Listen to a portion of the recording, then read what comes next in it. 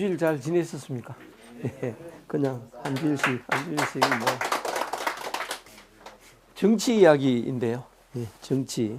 최고의 정치가는 어떤 사람인가? 임금이 최고의 정치, 태상. 이거 전에 한번 어디선가 같이 읽었는데요. 하지유지. 아랫사람들, 백성들은 있다는 것만 안다. 아, 우리 임금이 있지. 그거밖에 모르는. 요새는 뭐 텔레비에 자꾸 나오니까 국민들이 알 텐데 옛날은 그런 것도 없고, 그러니까 임금이 있는 줄은 아는데 그것이 최고다. 그 다음 수준의 정치가 기차, 그 다음은 백성들이 친하고 명예롭게 생각하고 좋아하고 찬양한다. 이렇게 되어 있습니다. 동의장의 비유를 해가지고요. 동네에 동의장이 있는데 최고의 동의장은 어떤 사람일까? 동네 사람들이 우리 동의장 있기는 해. 그거밖에 모르는 이런 사람이 최고인데요. 그러면 그냥 가만히 있는 거냐? 그건 아닙니다. 이 맑은 사람은요, 느낌이 굉장히 발달합니다. 그 사람이 동물의 느낌을 못 따라갑니다. 사람이요. 동물들은 자기가 몸이 약간 상태가 안 좋으면 병원에 갈까요, 안 갈까요? 병원에 안 가요. 딱 먹지를 않고 딱 누워 있습니다. 딱 굶어요. 그리고 몸에 뭔가 좀 이상하다 그러면 또 어디를 갑니다. 그럼 이게 어디를 가나 따라가 보면요, 흙을 막 파먹는 데고, 흙을 맛보면 그 소금기가 있어요.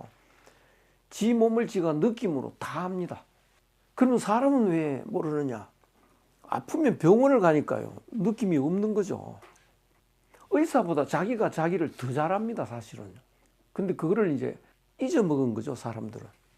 집이 이게 무너질 듯 하면요, 쥐는 도망을 가는데 사람은 못 갑니다. 느낌이 굉장히 우리는 이제 떨어져 있는데요. 그 모든 생물은 엄청나게 느낌이 발달해 있습니다. 근데 최고의 정치가는 동물 정도가 아니죠.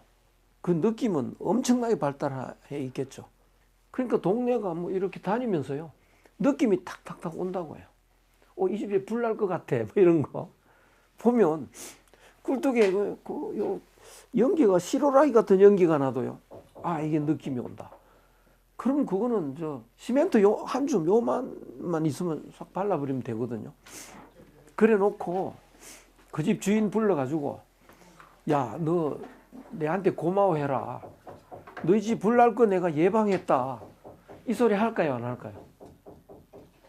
안 합니다. 왜 안 할까요? 너와 내가 남이 아닌 겁니다. 생색 낼 필요가 없는 거죠. 그러니까 최고의 사람은 남과 나의 구별이 없다고요. 내일이 없는 겁니다. 그러니까 그거는 아무도 모르죠. 그냥 가서 이거 발라버리고요. 이 집에 무슨 물난리 날 것 같아. 그러면 홍수 지기 전에 그걸 조치하는 건데요. 그건 일도 아닙니다. 미리 다 해결하는 건요. 그러니까 이 사람은 늘 노는 것 같아요. 그런 건 일이 아니니까요. 근데 온 마을에 일이 없습니다. 그러니까 우리 동의장은 뭘 하는지 모르는 거죠. 맨날 노는 것 같죠. 그래서 그 백성들은 우리 동의장이 있는 거지 뭐. 뭘 하는지는 모른다. 사실 하는 건 없다고요. 그런 건 일도 아니죠. 그러니까 느낌이 발달하고 지혜로운 사람은요, 늘 한가롭습니다. 그 사전에 다 예방을 하니까요. 병 나기 전에 다 알아서 해결해 버리니까 병원에 갈 일이 없죠. 늘 한가합니다. 근데 아파가지고 병원 다니기 시작하면 뭐 정신없습니다. 예약하는데 또 시간 걸리고, 누구한테 부탁해야 되고, 가서 또 몇 시간 기다리고, 한 번 가도 되는 것도 아니고요. 이제 가기 시작하면 정신없이 바쁜데요. 미리 그거 해결해 버리면 한가하기 짝이 없는 거죠. 그래서 늘 한가하고, 일 없는 것 같이 그렇게 돼버립니다. 그 다음 수준의 정치가는 어떤 정치가냐? 모두 그 사람을 좋아하고 막 찬양하고 이렇게 되는데, 명예롭게 생각하는 건데요. 어떤 경우냐? 그 느낌이, 그 수준이 안 되는 겁니다. 그런데 애정이 넘치는 사람이죠. 그러니까 불 나는 걸 미리 예방은 못 했는데 불이 났다고 해요. 자기 집에 불 난 것처럼 죽기 살기로 부를 겁니다. 그러면 이제 온 동네 사람이 우리 이장 최고다. 부모처럼 좋아하고 따르고 이렇게 된다고요. 그래서 인기 최고가 요 두 번째입니다. 신의예지. 온 국민한테 인기 최고죠. 그 다음 수준의 정치는 어떤 거냐. 자기가 인기 있고 싶잖아요. 자기가. 인기가 없으니까. 그렇죠. 그럼 누가 인기 있냐? 두 번째가 제일 인기 있으니까. 야, 나도 두 번째처럼 한번 해봐야겠다. 그러면 어떻게 해야 되나요? 불이 나야 하죠. 그렇죠. 불이 안 나니까 어떻게 하면 될까요? 아무도 모를 때 가서 이렇게 불쏘시개 거기다 약간 붙여놓고 이제 숨어 있습니다. 그러다가 불 나면 막 자기 집에 불 난 것처럼 가서 열심히 끈다고 해요. 그게 세 번째입니다. 세 번째. 네 번째는 어떤 거냐? 불을 붙였는데 불을 못 끄는 거야. 그 끌 능력이 없어져 버렸습니다. 붙이긴 했는데요. 이게 최하입니다. 그래서 이 노자를 읽어보면 오늘날 정치인들은 대개 배우는 거는 세 번째를 배우는데 하는 짓은 네 번째다. 그래서 두 번째만 돼도 굉장히 훌륭한 건데요. 부모를 좋아하듯이 좋아하는데 세 번째가 되면 뭔가 이게 고맙긴 한데 약간 좀 뭔가 겁이 나는 겁니다. 그래서 외지, 두려워하는 거죠. 까딱하면 이제 뭐 사정없이 당할 수도 있고요. 사회에 편안하지가 않고 불안한 거죠. 어떻게 당할지도 모르고요. 그래서 두려워한다. 네 번째는 업신여긴다. 무시한다는 겁니다. 시끄럽게 일은 저질렀는데 해결을 못 해주고. 그래서 그 정치에 있어서 이 네 가지를 이제 설정을 해놓고요. 제일 중요한 것은요. 신의가 없으면, 신용이 부족하면, 임금에게 신의가 없으면요. 유불신은 그를 믿지 않는다. 그러니까 임금을 믿을 수 없는 그런 상황이 되면 최악입니다. 무슨 짓 할지 모른다, 저 사람은. 우리 조심해야 돼. 뭐 이렇게 되면 이제 최악의 정치가 되죠. 그러면 아무도 그를 믿지 않는다. 그러면 이제 정치가 될 수가 없다. 그러므로 말을 아껴야 됩니다. 그래서 정치가가 말 많이 하는 사람은 재미없습니다. 말 많이 하면 그거는 못 지킬 말이거든요. 국회의원 이제 후보가 있는데 사무실에 가가지고 내 당신 찍어줄게. 근데 내가 이러이러한 문제가 있는데 도와줄 수 있냐? 걱정 마십시오. 이런다고요. 제가 책임을 지고 도와줍니다. 근데 그거 믿어도 될까요? 다른 사람이 가도 똑같은 말을 합니다. 대고 보자 일단. 그러니까요. 근데 되고 난 뒤에 어떻게 될까? 천하 못 믿을 사람 아닙니까? 그렇죠? 그 다음부터는 정치 끝나는 거죠. 그래서 하여간 말을 아껴야 되지. 말이 많으면 안 된다. 그러면 신용이 떨어져서 오래 못 가는 겁니다.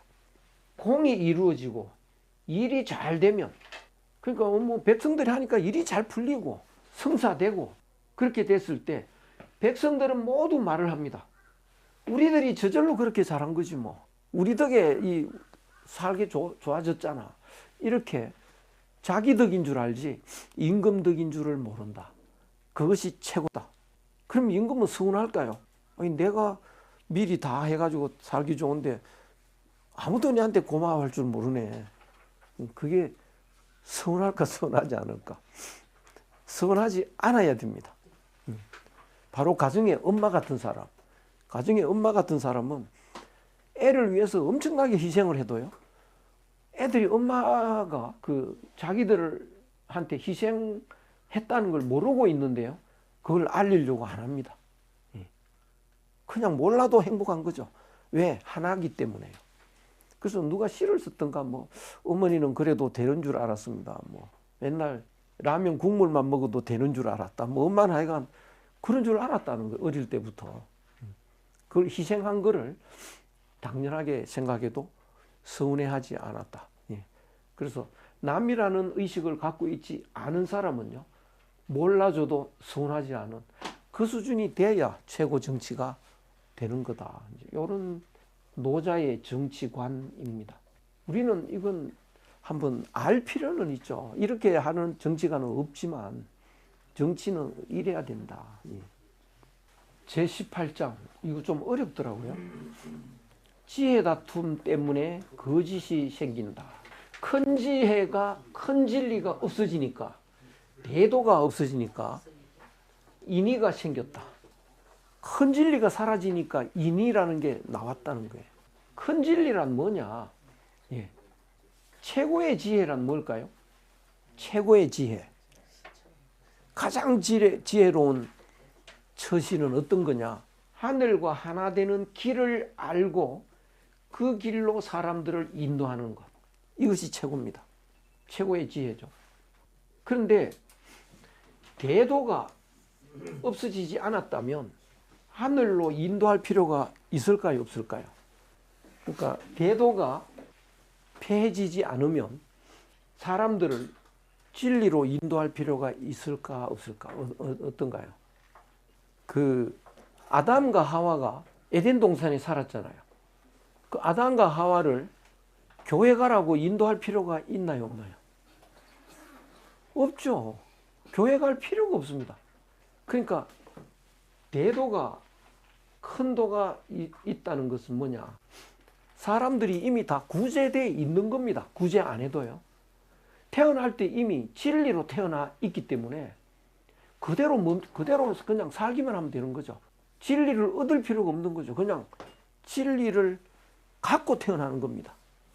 그러니까 우리들이 조심해야 될 것이 애 태어나지 않습니까? 그 갓난 애를 보면 걔가 진리의 모습이라고요. 아무것도 모른다 이렇게 생각하면 안 됩니다. 분간도 못하고 뭐 지애미도 몰라보고 이런 게 아니고요. 완전한 진리 그 자체입니다. 그래서 애를 보면 자세히 보면 정말 이 오염되지 않은 사람의 모습이 어떤 건지 알 수 있다고요. 그런 갓난 애를 교회 데리고 갈 필요가 있냐? 전혀 없죠. 그런데 이제 그 대도가 없어졌다고요. 진리에서 사람들이 벗어났다고요. 그러면 어떤 게 제일 중요하냐? 이제 진리의 길로 인도해야 되는데요. 여기가 에덴 동산이다. 그럼 여기 살면 그냥 살기만 하면 되는 건데 여기서 그만 이렇게 이쪽으로 이렇게 타락해서 벗어났다고요. 그러면 이 사람들한테 제일 중요한 게 뭐냐? 이쪽으로 가라고 인도하는 겁니다. 그 인도하는 게 인입니다. 인. 그러니까 공자가 인을 강조하는 것은 이미 그때 진리에서 벗어난 시대의 사람들을 인도하는 건데요. 이 물결을 여러 번 제가 인용을 한 내용인데 이 바다에 물이 있고 물결을 이렇게 치고 있는 이걸 이제 우리가 비유를 하면요. 이것은 본래 모습이고 이건 전체가 하나입니다. 물이 뭐 여러 개 있는 게 아니죠. 하나의 본질일 뿐인데요. 그런데 이 물결 하나하나에 모양은 다르지만 전부 하나입니다.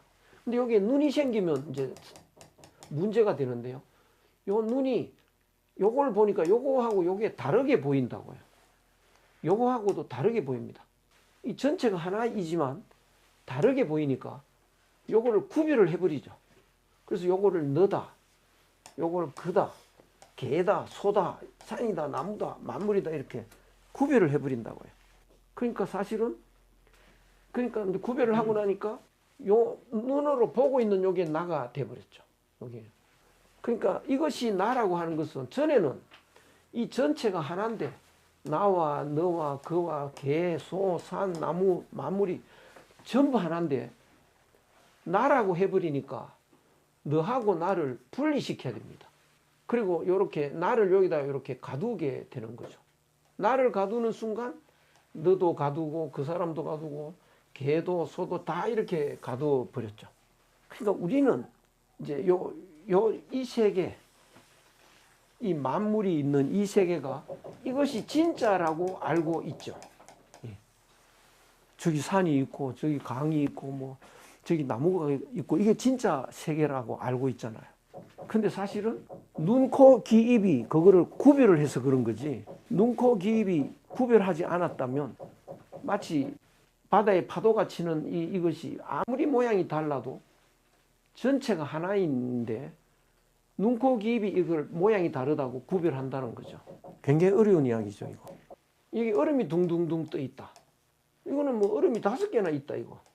이건 물이고 얼음은 얼음이다. 이렇게만 본다고요, 사람들이. 근데 요거는 눈에 보이는 게 요 이제 5개 얼음이 있는 건데, 뭐를 우리가 잊어버렸느냐? 현재의 모습만 보는 거지, 과거의 그 역사를 우리가 모른다고요.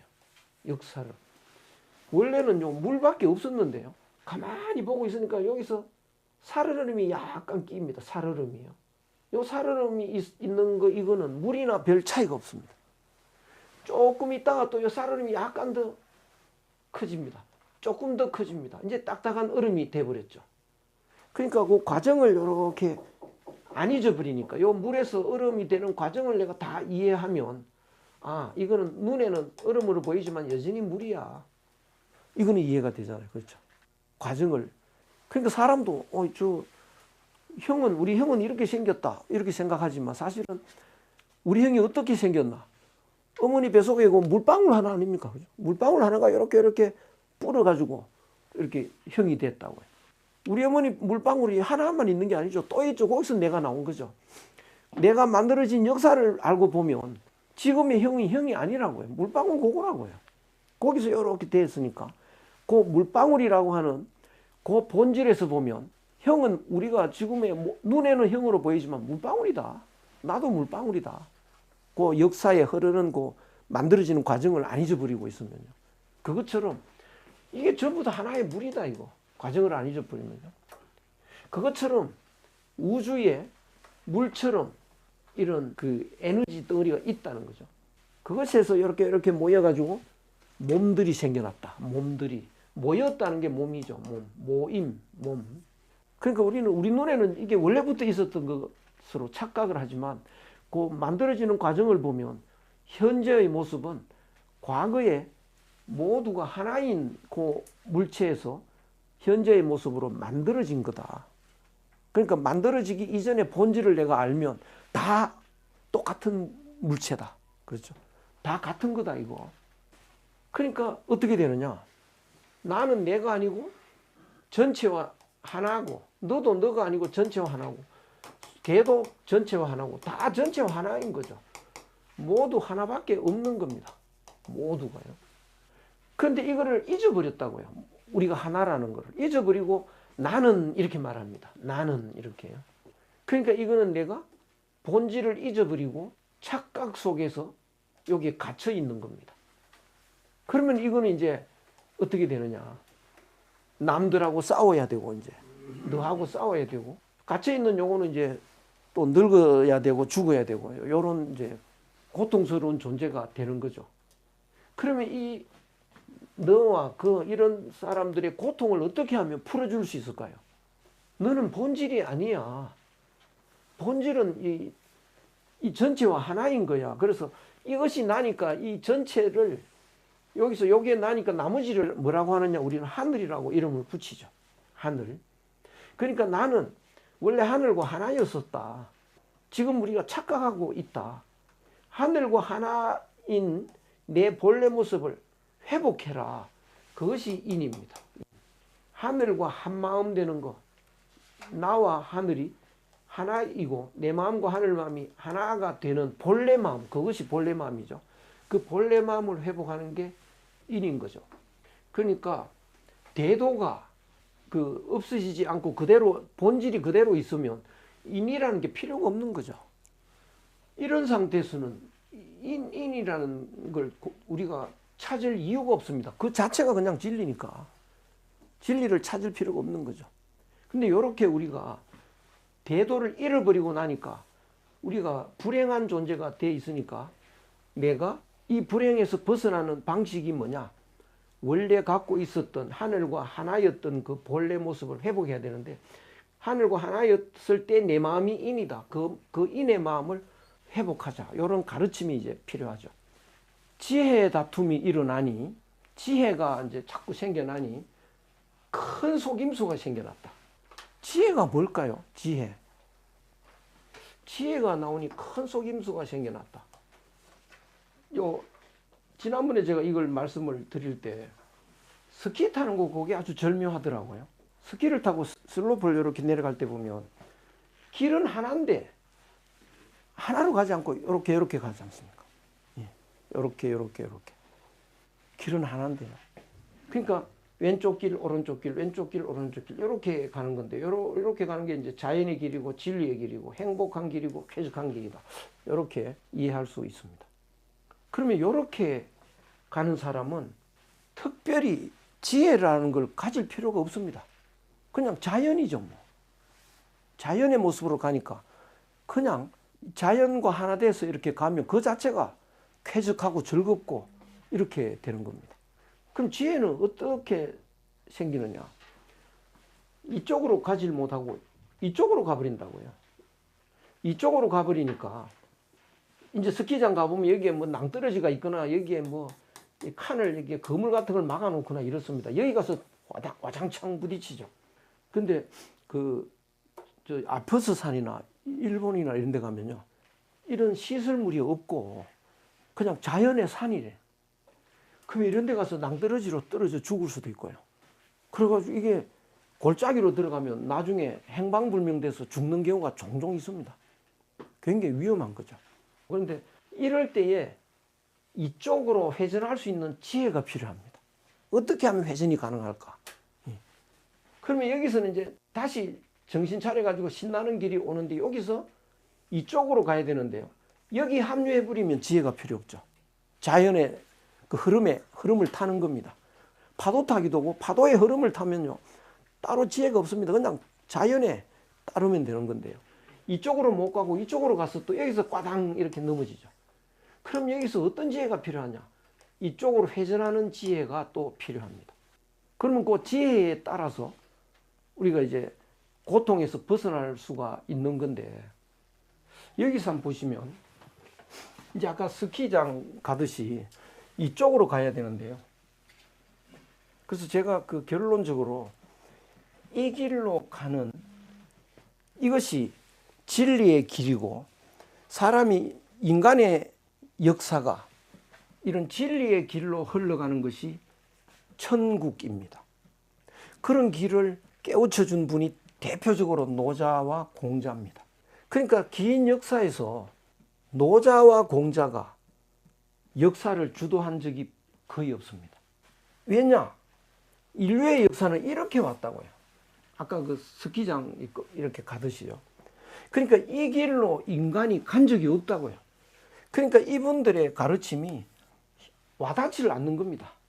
그러면 이쪽으로 갈 때, 이쪽으로 가면 어떻게 되느냐? 이제 이쪽으로 가면 이제 끝나는 거죠. 멸망하는 거죠. 이 역사가요. 그런데 계속 이쪽으로 가려고 하는 사람들이 보수가 되고요. 이쪽으로 가면 안 되겠다, 이쪽으로 가야겠다라고 이제 방향을 이쪽으로 가려고 주장하는 사람이 진보가 되는 겁니다. 그래서 여기서 보수와 진보가 다툼이 일어나서 고통이 이제 심해지죠. 그럴 때 어떤 지혜를 내는 사람들이 있느냐? 이쪽으로 회전을 잘하는 지혜를 내는 사람이 있다. 이쪽이 마음 챙기는 길이었다면 마음 챙기는 길이 너무 지나쳐가지고 문제가 생긴 겁니다. 마음 챙기는 길은, 여기는 공자 대신에 이제 마음 챙기는 거는 공자, 맹자, 순자 중에 맹자가 대표입니다. 그래서 맹자 철학이, 석가모니가, 소크라테스, 예수 이런 사람들이 이쪽을 가는 겁니다. 그러니까 이제 이 사람들이 가장 지혜로운 사람들인 거죠. 근데 이쪽으로 계속 가다 보면 어떻게 되느냐? 석가모니의 가르침으로 가는 시대라면 절이 자꾸 커집니다. 절이요. 기독교 시대는 성당이나 교회가 자꾸 커집니다. 이거는 소비단체니까 이걸 유지하려면 이제 세금이 막 불어나는 거죠. 그래서 배고파서 세금 내고 나니까 안 되겠다. 그래서 이런 종교단체에 반발하는 사람들이 진보가 되고요. 그래도 종교단체를 끌고 가는 사람이 보수가 되는 거죠. 그러면 지혜로운 사람은 어떤 거냐?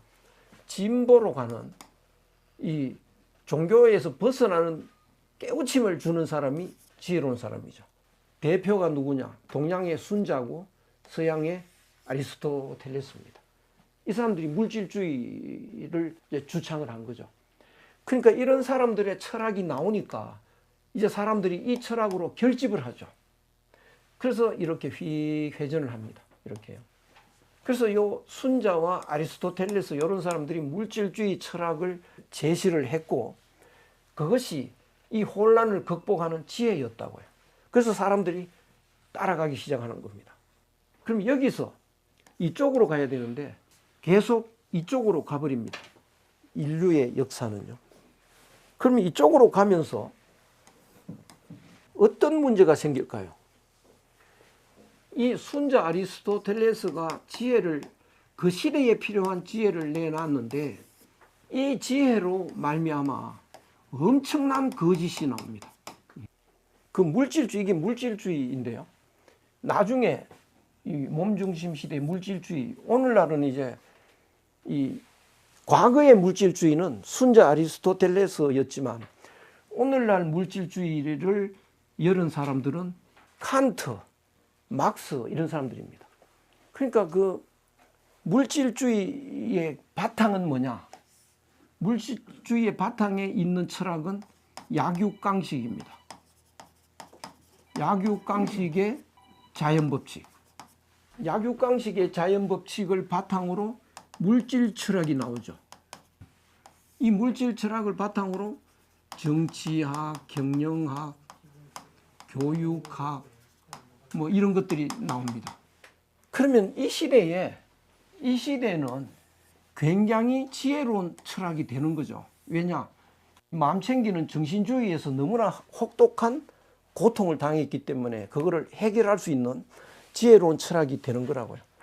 그런데 이제 이쪽으로 회전을 하고 난 뒤에는 어떻게 되느냐? 이런 그 지혜로운 철학으로 말미암아 어마어마한 거짓이 나옵니다. 그래서 그 막스 철학이 나온 이래로 그 소비에트가 만들어지고 그 어마어마한 희생이 어마어마한 사륙을 당했죠. 캄보디아는요. 우리는 캄보디아, 저는 살았을지 죽었을지 모릅니다. 캄보디아 살았으면 애매한 사람인데 저는요. 일단 안경을 안 꼈기 때문에 이제 살긴 합니다. 안경 낀 사람은 다 죽였고요. 손을 보자 이래가지고 저는 이게 어쩌면 살 수 있습니다. 좀 농민의 손이 좀 있거든요. 손이 뽀야면 그 다 죽였다고요. 그러니까 그 수백만이 막 그 죽여가지고 해골을 또 잔뜩 쌓아놨습니다. 그게 왜 그런 그 일이 일어났느냐? 마르크스의 잘못된 거짓된 철학이 거기에 깔려 있는 거죠. 그러니까 처음에는 지혜라고 막스 철학이 지혜로운 철학이라고 많이 사람들이 동조를 했는데 거기서 엄청난 거짓이 나오는 겁니다. 칸트 철학에는 거짓이 없냐? 엄청난 거짓이 있습니다. 거기서는 이제 우파 철학이 나오는데요. 약육강식이니까 기본이 내가 힘 있다 그러면 약자들을 무자비하게 죽이는 겁니다.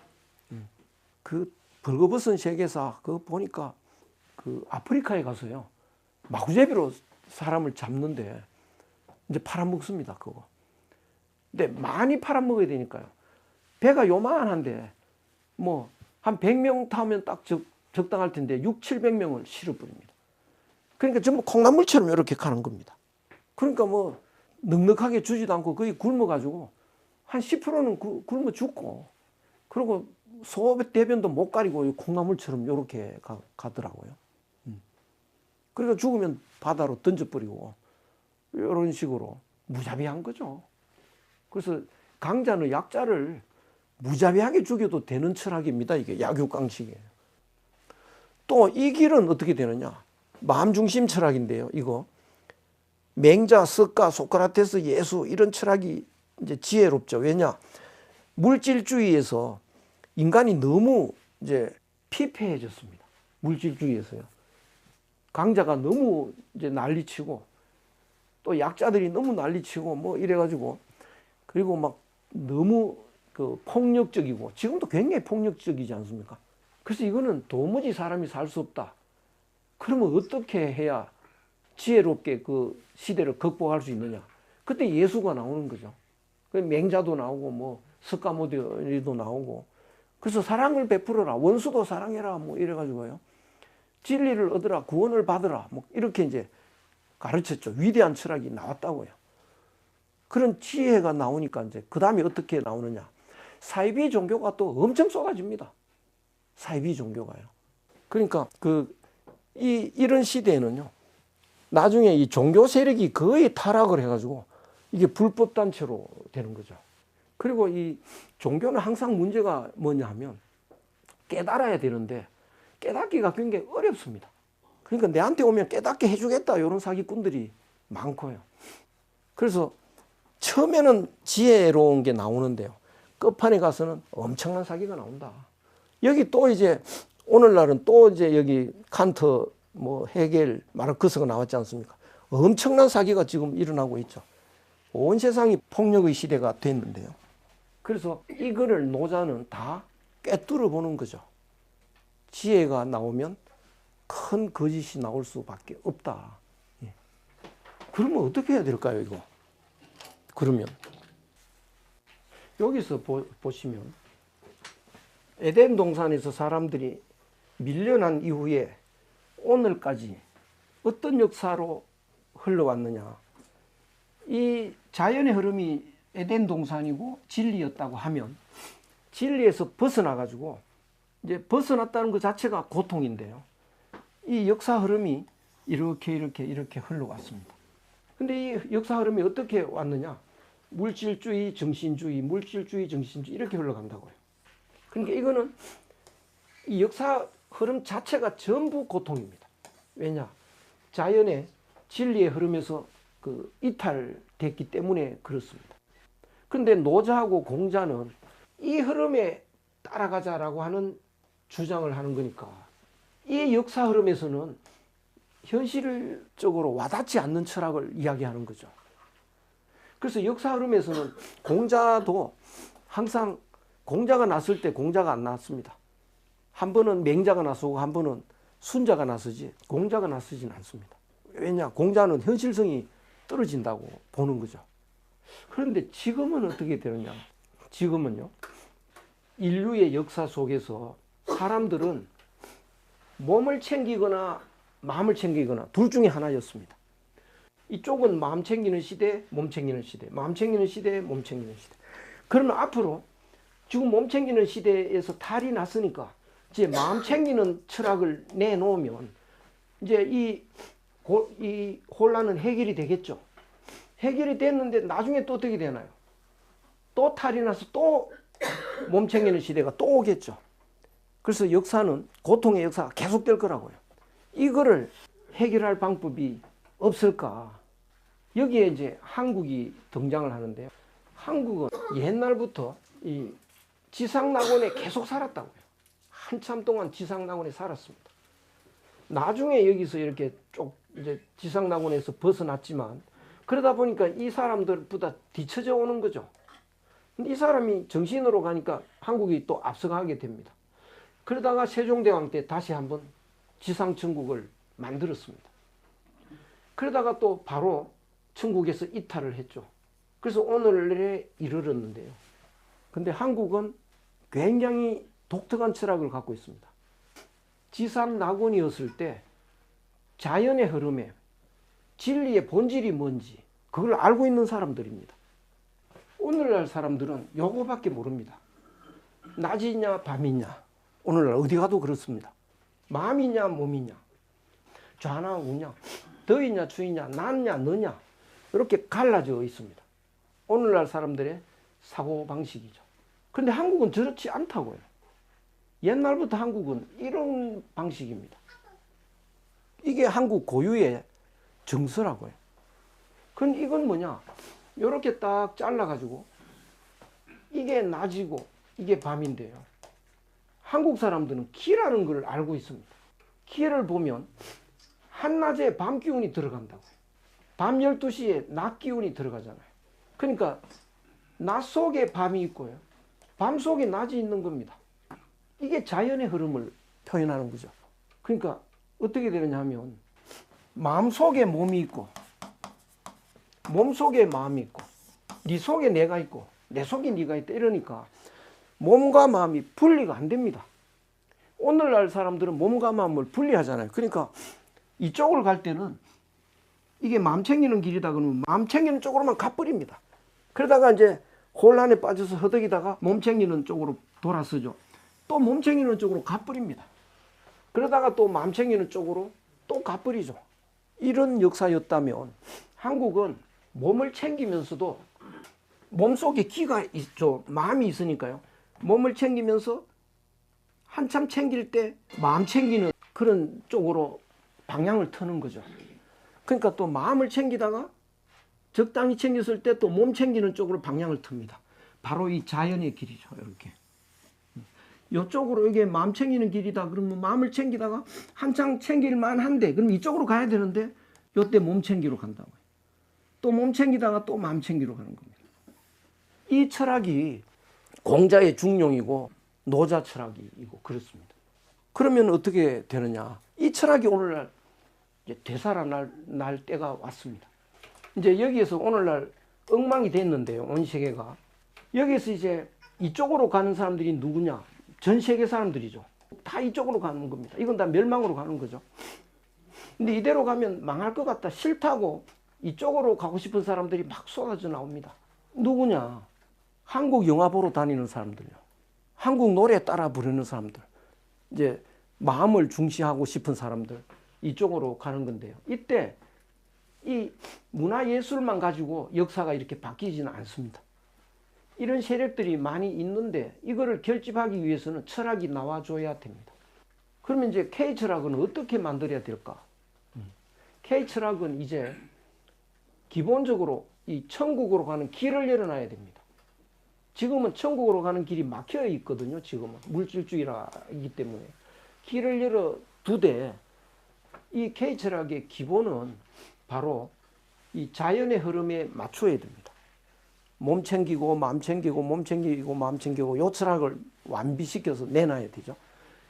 그러면 그 철학이 나오면 이쪽으로 가려고 하던 사람들이 결집을 해가지고 이렇게 가는데요. 이 철학은 몸 챙기는 것과 마음 챙기는 것이 결합되어 있으니까 이렇게 가다가 이쪽으로 가지 않습니다. 탈이 안 난다는 거죠. 그러면 어디로 가느냐? 여기까지 가는 거죠. 여기까지 가면 이게 어떻게 될까요? 지상천국이 건설이 되는 거죠. 그러면 인류 역사가 지금까지는 고통과 갈등의 역사였다면 K철학이 나오면서 인류는 이제 비로소 지상천국에 도달할 수 있다. 그리고 지상천국에 도달하면 어떻게 되느냐? 이 K철학은 탈날 일이 없으니까요. 길게 가는 거죠.